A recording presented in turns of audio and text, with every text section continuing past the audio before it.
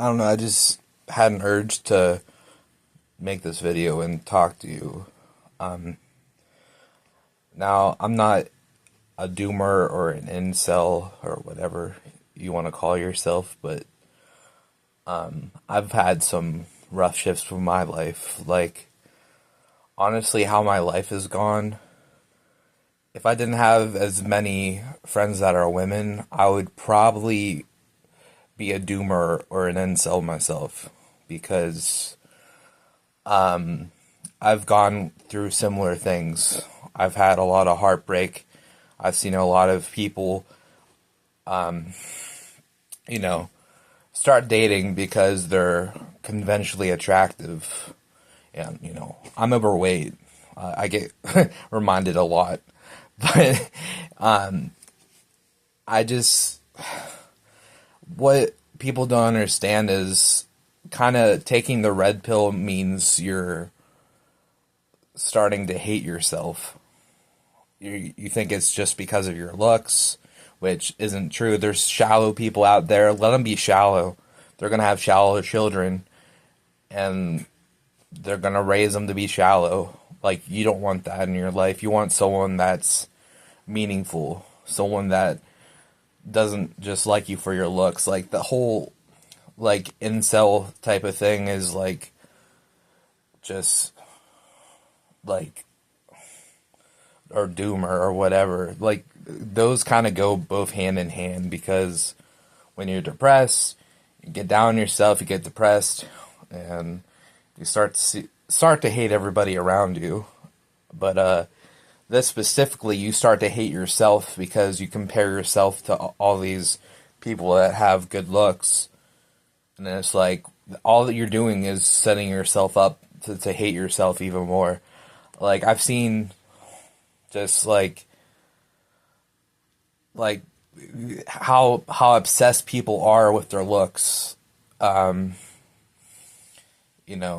like getting people to rate them, and then getting jealous because someone else is more attractive than you. Like, yeah, sometimes if someone's attractive, they're a normal human being, but sometimes they're just shallow, you know? So, like, there's nothing really wrong with being single, because I've just completely turned around my life and my way of thinking. I'm like enjoying my life. Like, I don't work, I don't have a relationship. I can go to and throw without wherever I please, within reason. So it's why are young men so obsessed with relationships and having kids and doing it the traditional way, when most of these people that fall into this doom or red pill category are people that can't do it, and they want it so bad, and they fixate on it, and they start to hate themselves so much that they start to hate women, and then start to hate other men that are in relationships. What's that gonna do? It's just gonna make you more miserable. Like, I'm just coming at you with some facts, because I've been depressed. I've been wishing I was with a girlfriend. I wish I had a job. I wish I wasn't autistic. What good is it to focus on that? Like, make your weaknesses your strengths. That's what I say. That will help you in life. Like, if you feel like you're falling down the red pill rabbit hole and starting to, like, hate yourself and hate women and hate men that are together, like, just see it as, I just see it as, oh well, they're too shallow. They didn't want me. They're too shallow. I didn't deserve them. I didn't deserve them. Not them deserving me. I didn't deserve them. You know what I mean? I mean that in a positive way, because they didn't deserve me. That's what I meant to say. Because being a good person and just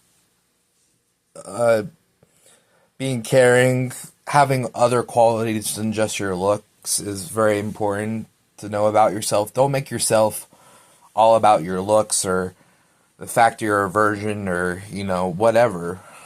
It's like, I have another friend that's like, he could have fell down this red pill stuff too. I'm glad I found him before they did. Because it's like, people don't realize the benefits of being single, you know. And then they call themselves involuntarily celibate. I can't relate with that because I'm asexual. Like, I can't relate to, like, what it feels like to want to have sex and no one wants that. So, I mean, with that, it made it easier for me not to fall down that path, but I still kind of relate because even though I'm asexual, it makes me feel isolated. Like, some of these people feel isolated because they're virgins. You know, a lot of males don't realize being a virgin is a great thing because all these women get praised for being virgins. It's praise, but for men, when we're called virgins, it's like considered a bad thing. I consider it a good thing. It's like once you pop that cherry or whatever they call it, like you're gonna be wanting sex a lot more.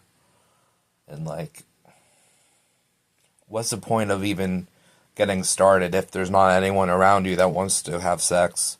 Like young men get so obsessed with sex, like it's like the only thing that matters, and it's like,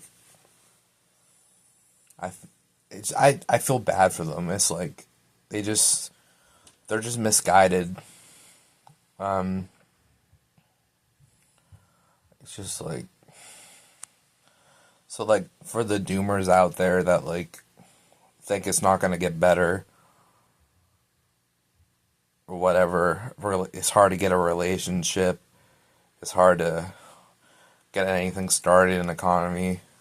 Like, I mean, if you live with your parents, then good, because you get to do whatever you want.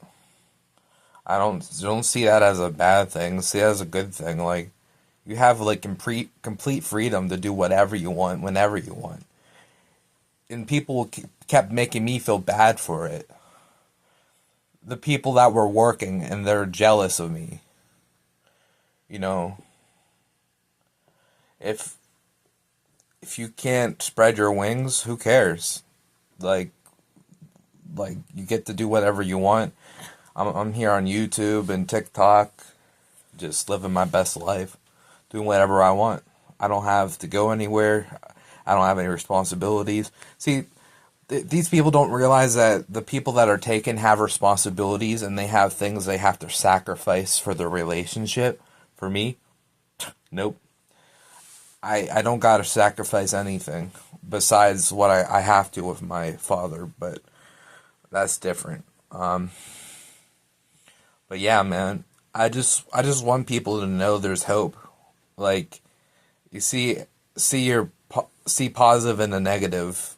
Like, I know it sounds preachy, but like once I figured that out, like I became a lot happier. And turning to the red pill is not the answer. And if you're not careful, you could go down that rabbit hole, become a white supremacist. Like, who knows, like a few years down the line. So I just want everyone to realize that you're loved. There's people there that care about you.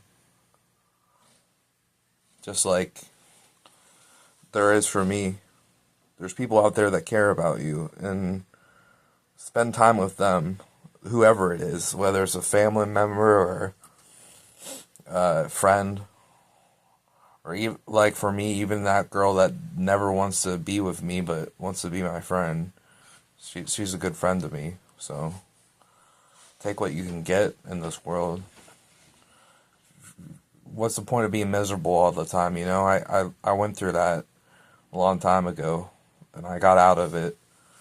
My life is so much better now. Just seeing it a different light. Because deep down, I didn't want these things. I didn't want to get a job. I didn't want to get, a relationship. Like, honestly, it's going to be a lot stressful if I do get one. I kind of still want to, but part of me is like, nah. I just, I don't know. Just counting your blessings, not focusing on what you can't have.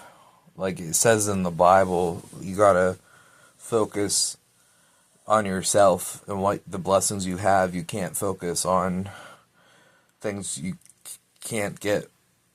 And just because you can't get something doesn't mean you can't get it in the future, because it's very possible.